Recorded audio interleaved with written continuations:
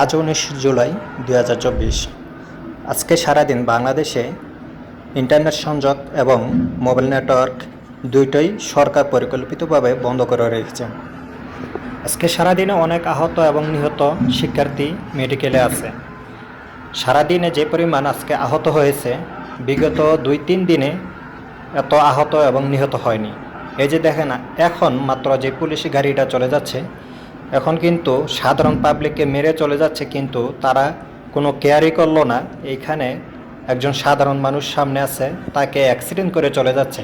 এই হলো বাংলাদেশের আপনার যে পুলিশ প্রশাসনের যেই অবস্থা, এরকমভাবেই তারা বাংলাদেশের যেই সাধারণ পাবলিক তাদের সাথে এই ধরনের আচরণ করে, যার কারণে সাধারণ পাবলিক তাদের উপর ক্ষেপে থাকে সব সময়।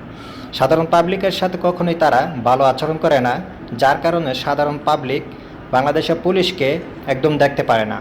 আর সাধারণ পাবলিক যখন বাংলাদেশের পুলিশকে তাদেরকে সুন্দর মতন বোঝানোর চেষ্টা করে, তারা তখন বুঝতে না চেয়ে উল্টা ক্ষেপে যায়। যখন সাধারণ পাবলিক ক্ষেপে যায়, তখন তারা গুলি বর্ষণ করে।